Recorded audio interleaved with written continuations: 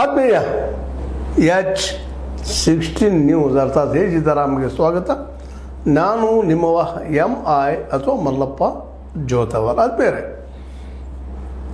BDCC ಅಥವಾ DCC bank ಚುನಾವಣೆ ಅಂತೂ ತಾರ್ಕಿಕ ಅಂತ್ಯಕ್ಕೆ ಬಂದಂಥದ್ದು. ಇವತ್ತು 7 ಸ್ಥಾನಗಳಿಗೆ ಜಬರ್ದಸ್ತಾಗಿ ಫೈಟ್ ಆಗ್ತಾ ಇದೆ. ಅದರಲ್ಲೂ ಮುಖ್ಯವಾಗಿ 2 ಸ್ಥಾನಗಳು ಭಾಳಷ್ಟು ಗಮನ ಸೆಳೆದವ. ಒಂದನೇದು ಸೌದಿ ಅವ್ರದ್ದು, ಎರಡನೇದು ಕತ್ತಿ ಅವ್ರದ್ದು, ಇನ್ನೊಂದು ಅಷ್ಟೇ ಮುಖ್ಯದ್ದು ಮೂರನೇದು ನಮ್ಮ ಜೊಲ್ಲೆ ಅವ್ರದ್ದು.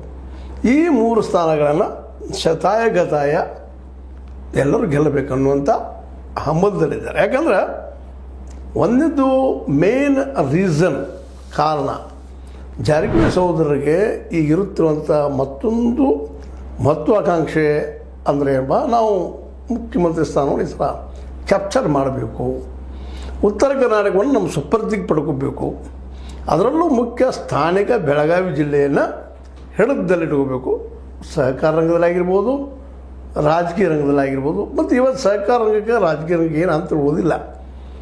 ಇಲ್ಲಿ ಯಾರೂ ರೈತರ ಪರವಾಗಿ ಹೋರಾಟ ಮಾಡುವಂಥವರೆಲ್ಲ ರೈತರ ನೆಲೆಗಟ್ಟಿನಲ್ಲಿ ರೈತರು ಹಿಡಿದು ಸಾಚಿಕೊಂಡು ತಮ್ಮ ರಾಜಕೀಯ ಬೇಳೆಯನ್ನು ಬೇಯಿಸ್ಕೊಳ್ಳೋದು ಇಲ್ಲಿಯ ಮುಖ್ಯ ಉದ್ದೇಶ ಅಷ್ಟೇ, ವಿನ ಮತ್ತೇನಿಲ್ಲ.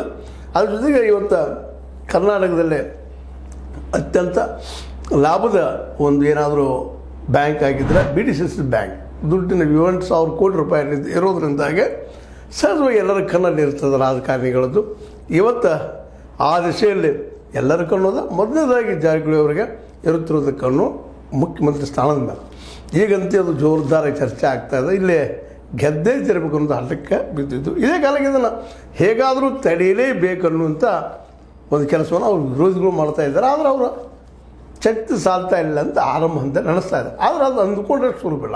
ಯಾಕಂದ್ರೆ ಇದೆಲ್ಲ ಏನಪ್ಪ ಅಂದರೆ ತೆರೆ ಮರೆ ಅನ್ನೋಗಿಂತಲೂ ಅತ್ಯಂತ ರಂಗೋಲಿ ಕೆಳಗೆ ನಡೀತಿರುವಂಥ ವ್ಯವಹಾರ ಆಗಿದೆ. ಭಾಳ ಗುಪ್ತಾಗಿ ನಡೀತಾ ಇದೆ.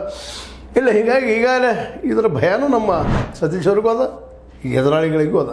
ಸತೀಶ್ ಅವರು ಓಪನ್ ಆಗಿ ಹೇಳ್ತಿದ್ರೆ ಒಬ್ಬ ಭಯ ಇರಬೇಕು ಮನುಷ್ಯನಿಗೆ ಅಂತ. ಸತ್ಯದ ಮಾತು. ಯಾಕೆಂದರೆ ಭಯ ಇತ್ತಂದ್ರೆ ಎಚ್ಚರಿತಾನೆ ಮನುಷ್ಯ. ತನ್ನ ಎದುರೊಳಗೆ ಏನು ಮಾಡ್ತಾ ಇದ್ದಾನ, ಎಲ್ಲಿ ಹೋಗ್ತಾ ಇದ್ದಾನ, ಯಾರು ಭೇಟಿ ಆಗ್ತಾ ಇದ್ದಾನ ಅನ್ನುವಂಥದ್ದು ಅವ್ನು ಅಲರ್ಟ್ ಇರ್ತಾನೆ. ಭಯ ಇರಬೇಕು.